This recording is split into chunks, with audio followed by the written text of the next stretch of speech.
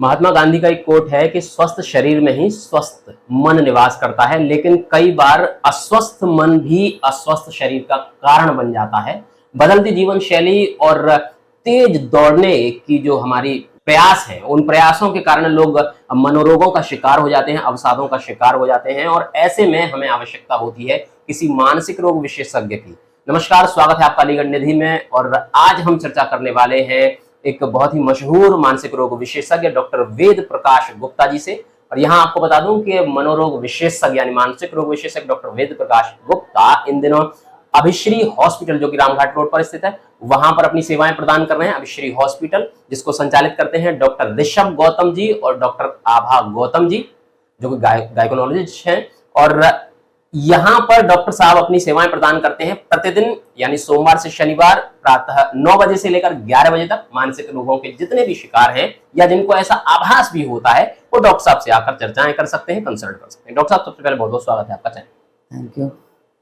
Doctor साहब, मानसिक रोगों की हम चर्चा करेंगे, लेकिन उससे पहले मेरा आपसे एक सवाल है, क्योंकि कई बार लोगों को बड़ा कंफ्यूजन रहता है कि जो साइकेट्रिस्ट हैं और जो साइकोलॉजिस्ट हैं जी, उनमें क्या अंतर है? क्या ये एक ही है? नहीं नहीं, दोनों एक नहीं है।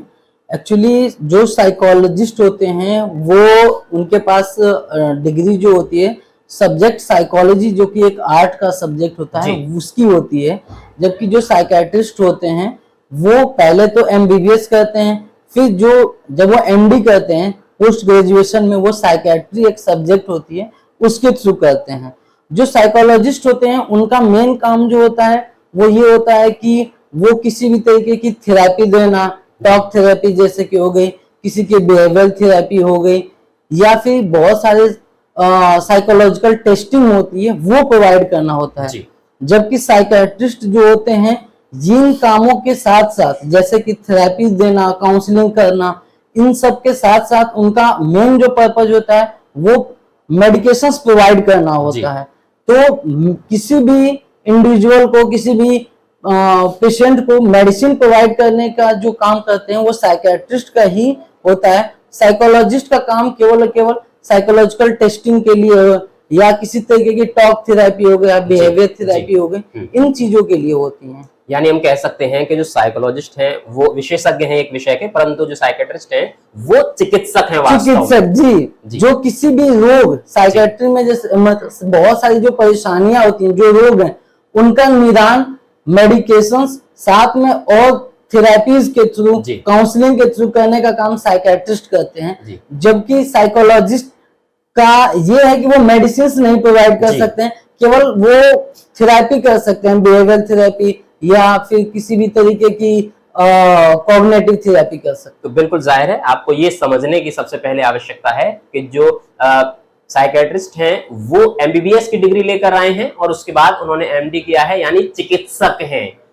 बाकी जो साइकोलॉजिस्ट हैं वो हमारे यहाँ हिंदी में एमए होती है, एमए में उसी प्रकार से ये साइकोलॉजी से एमए की जाती है और उसके बाद में उन्होंने यदि पीएचडी की हो तो वो डॉक्टरेट लिख लेते हैं, वो चीज अलग है। डॉक्टर साहब, जो साइकेट्रिस्ट हैं वास्तव में किन रोगों का निदान करते हैं? इसके अंदर कौन कौन सी बीमारियां? साइकेट्रिस्ट जो होते हैं वो, उनको अगर हिंदी में कहा जाए तो वो मानसिक रोग विशेषज्ञ होते हैं। तो मानसिक रोग में बहुत सारी तरीके की बीमारियां आती हैं, जैसे कि उनको डिप्रेशन हो गया, एंजाइटी हो गई, साइकोसिस या लोग पागलपन की परेशानी बोलते हैं, जिसमें मरीज को किसी भी तरीके की मानसिक कंडीशन पूरी तरीके से अपनी मानसिक स्थिति को खो दिए होते हैं, मेनिया बोलते हैं, बाइपोलर डिसऑर्डर्स होते हैं। इसके अलावा ऑब्सेसिव कंपल्सिव डिसऑर्डर होती हैं, जिसमें इंसान जो होता है एक ही काम को बार बार करता है, बार बार चेक करना, बार बार हाथ धुलना, गंदगी के ख्याल आना, छुआछूत की जिसको नॉर्मल लैंग्वेज में जिसको बोलते हैं परेशानी, उन सब चीजों का इलाज करना। इसके अलावा जैसे कि नींद से संबंधित समस्या हो गई, बच्चों और बूढ़ों में किसी तरीके की ये सब मानसिक परेशानियां हो गई। जो लोग नशा करते हैं वो चाहते हैं कि मैं नशा कर रहा हूं और वो चाह के भी नहीं छोड़ पाते हैं, तो वो लोग भी साइकेट्रिस्ट से उनको कंसल्ट करना चाहिए। जैसे कि नशा मुक्ति केंद्र जितने भी चलते हैं या वो क्लिनिक्स होती हैं, वो सब के सब साइकेट्रिस्ट के द्वारा चलती हैं। इसके अलावा बहुत तरीके की सेक्सुअल डिसफंक्शंस होते हैं जो कि साइकोलॉजिकली होते हैं, केवल इंसान को लगता होता है, वो सब चीजों का इलाज साइकेट्रिस्ट करते हैं। अच्छा डॉक्टर साहब, किसी मरीज, कोई भी मरीज अगर मानसिक रोग का शिकार हो रहा है जी। तो इस बात के प्रारंभिक लक्षण क्या होते हैं, कैसे पहचाने कि व्यक्ति मानसिक रोगों का शिकार हो रहा है? देखिए, अब मानसिक रोगों के अलग अलग परेशानियां हैं, जैसे जी। कि डिप्रेशन हो गया। डिप्रेशन में ये होता है जनरली कि इंसान जो है पहले सबसे मिलता जुलता है, जी। उसमें डिप्रेशन में जब आता है तो उसको उदासी रहती है, अकेलापन रहना फील होता है, अच्छा लगता है, और वो किसी से मिलना जुलना बंद कर देता है, शादी ब्याह में नहीं आना जाना, किसी चीज में इंटरेस्ट नहीं रहता है, उसकी नींद की समस्या होने लगती है, खाना पीना अच्छा नहीं लगता है, शरीर में बहुत ही ज्यादा कमजोरी महसूस होना, इसके अलावा अपनी जिंदगी बेकार लगना, बेरंग लगना, भविष्य में किसी भी तरीके की इच्छाएं न होना, ये सारे उसके लक्षण होते हैं। एंजाइटी की परेशानी जो होती है तो उसमें ये होता है कि लोगों की दिल की धड़कन तेज हो जाना, सांस लेने में तकलीफ होना, सीने में दर्द या भारीपन महसूस होना, हाथ पैरों का ठंडा होना या चेंटियां सी चलना, बेहोश हो जाना बेवक्त, मतलब बिना किसी वजह के, जी। ये सब चीजें होती हैं।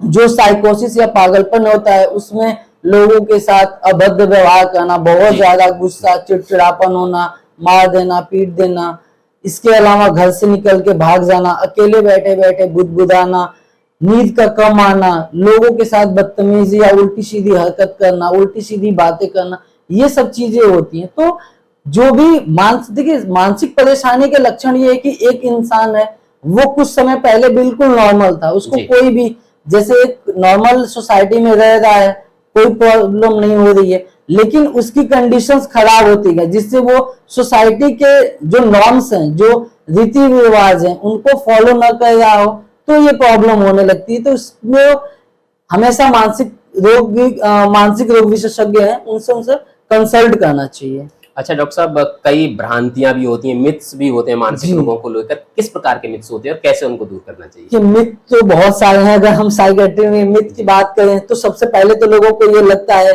कि जो साइकेट्रिस्ट होते हैं वो जो भी मेडिकेशंस प्रोवाइड कराते हैं या लिखते हैं, इनसे इंसान को आदी बन जाता है, जी। लाइफ टाइम खानी पड़ती हैं। लोगों को ये लगता है कि ये कुछ पर्टिकुलर ग्रुप्स के लोग होते हैं, उनमें ही केवल साइकेट्रिक इलनेस होती है, जबकि ऐसा नहीं है। कोई भी बीमारी हो, साइकेट्रिक इलनेस ही नहीं, कोई भी बीमारी वो इंसान की हैसियत को देख के, उसकी एजुकेशन को देख के, आर्थिक कंडीशन को देख के नहीं आती हैं। जी। इसके अलावा ये चीजें लगती हैं कि साइकेट्रिस्ट जो होते हैं उनके पास जाएंगे तो वो कुछ नहीं करते हैं, केवल केवल नींद की गोलियां दे देते हैं, इंसान सोता जाता है। ऐसा भी नहीं होता। वो जो मेडिसिन लिखते हैं, होता क्या है कि जब किसी को मानसिक परेशानी है, उसने दवा खाया, दवा खाने के बाद इंसान को सुकून मिलता है, सुकून मिलने की वजह से उसको कुछ समय के लिए नींद बढ़ जाती है, जबकि ऐसा नहीं होता है कि वो किसी तरीके की मेडिसिन देते हैं जिसके लिए वो केवल इंसान दिन रात सोता ही रहे। अच्छा डॉक्टर साहब, इन दिनों हम देख रहे हैं कि जैसे लोगों को तेज निकलने की, बहुत तेज दौड़ने की एक इच्छा है। कहा भी जाता है कि जो काम हम सामान्यतः 1 वर्ष में पूरा कर पाते हैं, जैपनीज उस काम को 1 दिन में पूरा करने का प्रयास करते हैं। यही कारण है कि लगभग 80% जैपनीज मनोरुग्ण हैं, मनोरोगों के शिकार हैं, जिसके लिए वहां पर एक प्रथा भी चलती है उसको दूर करने के लिए। तो क्या कारण होते हैं मनोरुग्ण हो जाने के या मानसिक रोगी हो जाने के? देखिए, आजकल की इतनी भाग दौड़ भरी जिंदगी है कि इसमें इंसान सब चाहते हैं कि मैं जो हूँ फर्स्ट आऊं, जबकि पोजीशन एक ही है, दौड़ 100 लोग रहे हैं। दूसरी चीज है कि इतने सारे स्ट्रेसेस चलते हैं, घर पे है तो घर का स्ट्रेस, काम पे गया काम का स्ट्रेस, ऑफिस में है। एक आप सिंपल एक छोटे बच्चे को देखेंगे तो उनके भी पेरेंट्स पूरे दिन यही बोलते हैं, तुम पढ़ाई करो, तुमको डॉक्टर बनना है, तुम पढ़ाई करो, तुम्हें इंजीनियर बनना है, तुम्हें आईएएस बनना है, पीसीएस बनना है। तो हम बच्चे को भी जो होता है एक कम एज से ही उसको इतना स्ट्रेस देने लगते हैं, तुम्हें क्लास में फर्स्ट आना है, 90% लेके आना। तो सबसे बड़ा जो कारण है मानसिक रोगों के लिए वो है स्ट्रेस, तनाव किसी भी तरीके का। दूसरी जो चीज है, हमारी जीवन शैली बदल गई है। पहले क्या होता था कि एक परिवार होता था, परिवार में दादा दादी चाचा ताऊ सब लोग रहते थे, तो वो एक परिवार में अगर कोई बच्चा है या कुछ भी है तो उनके सबके पास जाना, बोलना, बातें करना करता था, तो वो लगाव रहता था। अब क्या है, सबकी फैमिली सिंगल फैमिली हो गई है, तो किसी से न तो मिलना है न जुलना है, परिवार में वही हस्बैंड वाइफ, 1 या 2 बच्चे हैं, तो ये एक दूसरा रीजन है कि सिंगल फैमिली। तीसरी जो प्रॉब्लम है सबसे बड़ी, उसमें ये चीज देखी जाती है कि जो जीवन शैली के साथ साथ कि न्यूट्रिशन का इफेक्ट है। पहले हम जो भी खाते थे न्यूट्रिएंट्स अच्छे लेते थे, आजकल ये जो बहुत ज्यादा फास्ट, हर चीज को फास्ट तरीके से बनाया जा रहा है, तो इसके वजह से है कि सब प्रॉपर हम डाइट नहीं ले पा रहे हैं, एक्सरसाइज नहीं कर रहे हैं। इसके अलावा जो हमारी जीवन शैली में फास्ट फूड आ गए हैं, हमें कौन जाए अच्छा खाना खाने के लिए, चलो ढकेल पे चलें और कुछ भी चाउमीन हो गया, बर्गर हो गया, पिज्जा हो गया, ये खा रहे हैं। तो इन सब चीजों के वजह से भी ये मानसिक परेशानियां जो है दिन ब दिन बढ़ती जा रही हैं। अच्छा डॉक्टर साहब, जैसा कि मैंने कहा अभी कि लोगों की भाग दौड़ भरी जीवन शैली में लोग मानसिक रोगों का शिकार हो रहे हैं। एक चीज बहुत ज्यादा इन दिनों देखने में आ रही है कि जो विद्यार्थी हैं, और खास तौर से मैं बात करूंगा क्योंकि मैं एक शिक्षक भी हूँ, जो टॉपर हैं, क्लास के टॉपर, जिनसे उम्मीद की जाती है कि डिस्ट्रिक्ट टॉप करेंगे, ऐसे कई विद्यार्थियों को मैं जानता हूँ जो टॉप करने की होड़ में इतने ज्यादा तनाव में आ चुके हैं कि वो अवसाद के बहुत ज्यादा शिकार हो चुके हैं, एंजाइटी के शिकार हो चुके हैं, और उनको कई कई दिनों तक हॉस्पिटलाइज रहना पड़ता है। जिससे उम्मीद की जाती थी डिस्ट्रिक्ट या स्टेट टॉप करने की, वो दो सब्जेक्ट में, तीन सब्जेक्ट में अपनी बैक लेकर आ रहा है। तो क्या कारण है कि विद्यार्थी इतने ज्यादा अवसाद के शिकार हो रहे हैं, और क्या सलाह देंगे ऐसे अभिभावकों को? देखिए, सबसे बड़ी, अभी मैंने आपको बताया कि ये जो भाग दौड़ भरी जिंदगी की वजह से तनाव बहुत ज्यादा है। सब बच्चे भी हों या पेरेंट्स हों, सबका एक ही चाहता है कि मेरा बेटा जो है वो फर्स्ट आए। जाहिर सी बात है, सीट एक है, चलने वाले 50, 100, 200 लोग हैं, तो फर्स्ट तो कोई एक ही आएगा। तो इसमें ये है कि हमें केवल और केवल ये नहीं, हमें अपनी जिंदगी में दिखाना है कि मैं फर्स्ट हूँ। इंसान को सक्सेस होना है। कोई जरूरत नहीं है कि जिस इंसान की या जिस बच्चे की फर्स्ट रैंक आई है, सेकंड रैंक आई है, वही आईएएस, पीसीएस या डॉक्टर, इंजीनियर बनता है। बहुत बार होते हैं जिनकी कम नंबर आते हैं, फर्स्ट नहीं आ रहे हैं, 10th में आ रहे हैं, 15th आ रहे हैं, या बिल्कुल लास्ट में आ रहे हैं, वो भी अपनी जिंदगी में सक्सेस हो जाते हैं। तो किसी भी इंसान का आंकना कि तुम्हारे नंबर ही सब कुछ बताते हैं, तुम्हारी रैंक ही सब कुछ बताती है, ये गलत है।